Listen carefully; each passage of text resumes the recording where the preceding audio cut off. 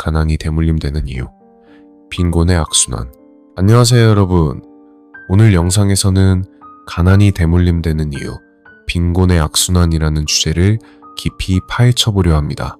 이 여정을 함께할 가상의 캐릭터가 등장합니다.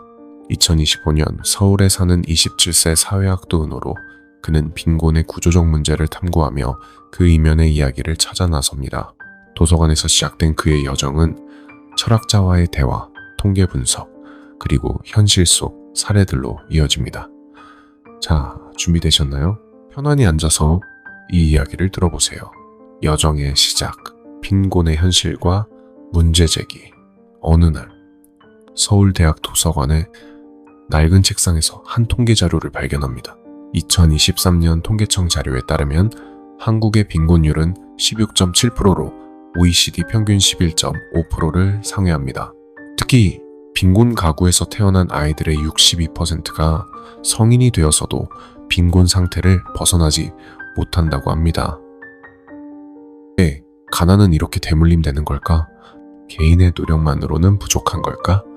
이 질문이 빈곤의 악순환을 탐구하는 첫걸음이 됩니다. 주변을 둘러보면 현실이 눈에 들어옵니다. 2025년 기준 서울의 1인 가구 중 35%가 월소득 150만원 미만으로 생활하며 이들 중 70%가 부모 세대도 빈곤층이었습니다. 빈곤은 단순한 경제적 문제가 아니라 교육, 건강, 기회까지 영향을 미치는 복합적인 구조로 얽혀 있습니다. 예를 들어 24세인 최모 씨는 부모가 저소득층이라 사교육을 받지 못했고 결국 대학 진학을 포기한 뒤 비정규직으로 일하며 하루하루를 버텨가고 있습니다. 이런 이야기는 단순한 사례가 아니라 구조적 문제의 단면을 보여줍니다. 빈곤의 대물림은 역사적 맥락에서도 이해할 수 있습니다. 1997년 외환위기 이후 한국은 비정규직 비율이 40%까지 치솟으며 경제적 불안정성이 커졌습니다. 이는 저소득층 가정에 직격탄이 되었고 그 결과 자녀 세대가 교육과 일자리 기회를 잃는 악순환이 시작되었습니다. 이 구조는 2020년대까지 이어지며 빈곤층의 탈출 가능성을 더욱 좁히고 있습니다. 첫 번째 탐구, 교육 불평등과 기회의 박탈. 빈곤이 대물림되는 첫 번째 원인은 교육 불평등입니다. 2023년 교육부 조사에 따르면 저소득층 가정의 아이들은 고소득층에 비해 사교육비 지출이 10분의 1 수준에 불과합니다. 이는 학업 성취도의 격차로 이어져 대학 진학률에서도 큰 차이를 만듭니다. 예를 들어 고소득층 자녀의 대학 진학률은 85%에 달하지만 저소득층은 45%에 그칩니다. 교육 철학자 존 듀이와 가상의 대화를 나눠봅니다. 듀이는 민주주의와 교육에서 교육이 사회적 평등을 실현하는 도구여야 한다고 주장했습니다. 교육은 모든 아이에게 공평한 기회를 제공해야 한다. 하지만 현재 시스템은 빈곤층 아이들을 더 깊은 나락으로 밀어넣고 있다. 이 말에 공감하며 현실 속 사례를 떠올립니다. 17세인 김모 양은 서울 외곽의 저소득층 가정에서 자라며 방과 후 도서관에서 홀로 공부하지만 고급 사교육을 받는 동급생들과의 격차를 좁히기 어렵습니다. 결국 그녀는 수능에서 낮은 점수를 받고 대학 대신 아르바이트를 시작합니다. 이 교육 불평등은 단순히 학업 성취에만 영향을 미치지 않습니다. 2023년 한국보건사회연구원 보고서에 따르면 저소득층 아이들의 40%가 자존감 저하와 우울증을 경험한다고 합니다. 이는 교육 기회의 박탈이 정신적 건강까지 해치며 빈곤의 악순환을 심화시키는 결과를 낳습니다. 듀이는 이어 말합니다. 교육이 계층, 이동의 사다리가 되어야 하지만 지금은 계층 고착의 도구로 전락했다. 이 말은 빈곤 대물림의 첫 번째 고리를 명확히 보여줍니다. 두 번째 탐구, 일자리 격차와 경제적 불안정. 빈곤의 두 번째 원인은 일자리 격차입니다. 2025년 기준 한국의 비정규직 비율은 40%로 OECD 평균 22%의 2배에 달합니다. 특히 저소득층 출신 청년은 안정적인 일자리를 얻기 어렵고 플랫폼 노동 배달, 프리랜서 같은 불안정한 직업에 내몰립니다. 예를 들어 25세인 박모 씨는 부모가 저소득층이라 대학을 포기하고 배달 일을 시작했지만 시간당 4, 영원의 임금으로 하루 12시간 일하며 월 150만 원을 겨우 벌고 있습니다. 주거비 50만 원과 생활비를 제외하면 저축은 꿈도 꾸기 어렵습니다. 경제학자 카를 마르크스와 가상의 대화를 나눠봅니다. 마르크스는 자본론에서 자본주의가 노동자를 착취하며 계급 격차를 심화시킨다고 경고했습니다. 빈곤층은 자본의 착취 구조 속에서 저임금 노동으로 전락한다. 이는 자녀 세대에게도 고스란히 전가된다. 이 말은 현실과 맞닿아 있습니다. 2023년 통계에 따르면 상위 10%의 소득이 하위 10%의 12배에 달하며 이는 저소득층 청년이 경제적 안정성을 얻기 어려운 구조를 보여줍니다. 이 일자리 격차는 심리적 영향을 미칩니다. 2024년 한국정신건강연구원의 조사에 따르면 비정규직 청년의 55%가 미래에 대한 불안감으로 우울증을 겪고 있습니다. 박모 씨는 내 부모님처럼 가난하게 살까봐 두렵다며 한숨을 쉽니다. 이는 빈곤이 단순한 경제 문제가 아니라 세대 간 전이되는 심리적 부담임을 보여줍니다. 세 번째, 탐구. 사회적 안전망의 부재. 빈곤의 세 번째 원인은 사회적 안전망의 부재입니다. 2025년 한국의 복지 예산은 GDP의 12%로 OECD 평균 20%에 비해 낮습니다. 특히 저소득층을 위한 지원, 기본소득, 주거 지원은 전체 복지 예산의 10%에 불과합니다. 이는 빈곤 가정의 아이들이 빈곤에서 벗어날 기회를 박탈당하는 주요 원인입니다. 사회학자 피에르 부르디웨와 대화를 나눠봅니다. 부르디웨는 구별짓기에서 사회적 자본의 불평등이 계층 고착을 낳는다고 주장했습니다. 빈곤층은 경제적 자본뿐 아니라 사회적 네트워크와 문화적 자본도 부족하다. 이는 기회 자체를 원천적으로 차단한다. 이 말은 현실 속 사례와 연결됩니다. 22세인 이모 씨는 저소득층 가정에서 자라며 부모의 사회적 네트워크 부족으로 취업 추천이나 인턴 기회를 얻지 못했습니다. 결국 그는 프리랜서로 불안정한 삶을 이어가고 있습니다. 사회적 안전망의 부재는 건강에도 영향을 미칩니다.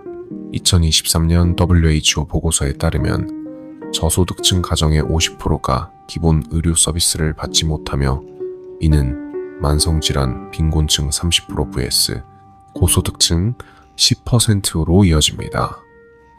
이는 아이들의 성장에도 영향을 미쳐 빈곤의 악순환을 가속화합니다. 부르디웨는 사회적 안전망이 빈곤층의 최소한의 기회를 보장하지 않으면 계층 이동은 불가능하다고 경고합니다. 네 번째, 성찰. 빈곤의 심리적 영향과 정체성 위기. 빈곤은 단순히 경제적 문제가 아니라 심리적 상흔을 남깁니다. 2023년 한국심리학회 조사에 따르면 빈곤 가정에서 자란 아이들의 45%가 자기 비하와 정체성 혼란을 경험한다고 합니다. 이는 빈곤이 단순한 물질적 결핍을 넘어 자아 존중감과 삶의 의미까지 위협한다는 뜻입니다. 철학자 장 폴 사르트르와 대화를 나눠봅니다. 사르트르는 존재와 무에서 인간이 자유를 통해 의미를 창조해야 한다고 주장했습니다. 빈곤은 자유를 제한하며 개인의 존재 의미를 위협한다. 하지만 구조적 제약 속에서도 의미를 찾을 가능성은 존재한다. 이 말은 사례와 연다. 26세인 정모 씨는 저소득층 가정에서 자라며 나는 실패자일 뿐이다 라는 자괴감에 시달렸습니다. 하지만 지역센터의 심리상담을 통해 자존감을 회복하며 소규모 창업을 준비하고 있습니다. 이 심리적 영향은 세대 간 전이됩니다. 부모의 경제적 불안은 자녀에게 불안과 스트레스로 전가되며 이는 학업 성취와 사회적 관계에도 영향을 미칩니다. 2024년 연구에 따르면 빈곤 가정의 아이들이 비빈곤 가정에 비해 사회적 고립감을 입에 더 느낀다고 합니다. 이는 빈곤의 악순환이 단순한 경제 문제가 아니라 심리적, 사회적 차원으로 확장됨을 보여줍니다. 다섯 번째, 탐구. 빈곤의 문화적 재생산. 빈곤은 문화적 재생산을 통해 대물림됩니다. 부르디웨의 문화자본 이론에 따르면 고소득층은 자녀에게 예술, 음악, 해외 경험 같은 문화적 자본을 물려주지만 빈곤층은 이를 제공하기 어렵습니다.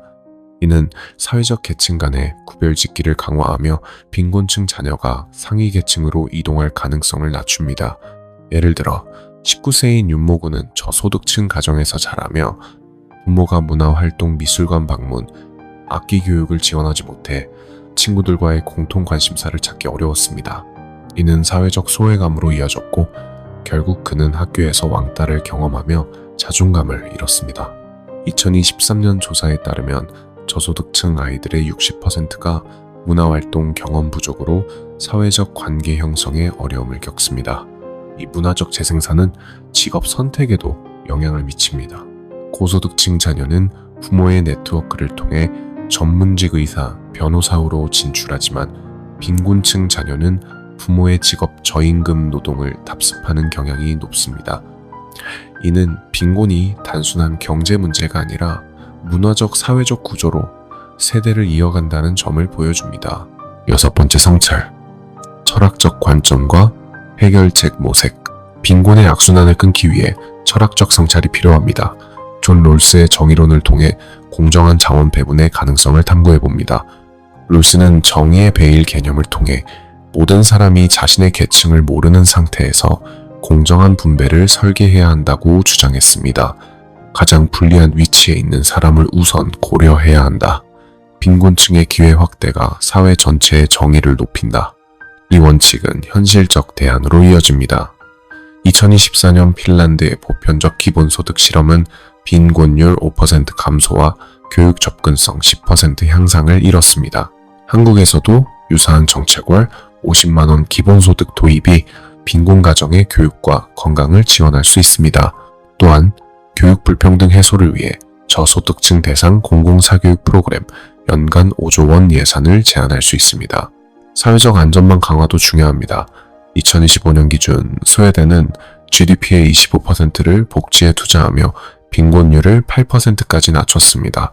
한국도 복지 예산을 GDP의 15%로 늘리고 저소득층을 위한 주거 지원월 30만 원과 의료비 보장 연간 300만 원을 확대할 필요가 있습니다. 이는 빈곤의 악순환을 끊는 첫걸음이 될 수 있습니다. 여정의 결론, 빈곤의 악순환을 넘어 빈곤의 대물림은 교육 불평등, 일자리 격차, 사회적 안전망 부재라는 구조적 문제와 심리적 문화적 재생산으로 요약됩니다. 이는 개인의 노력만으로는 극복하기 어려운 현실이지만 필연적 운명은 아닙니다. 롤스의 정의로는 공정한 자원 배분을 통해 빈곤의 고리를 끊을 가능성을 제시합니다. 시청자에게 질문을 던집니다. 여러분은 빈곤의 대물림을 어떻게 보시나요? 어떤 해결책이 필요할까요?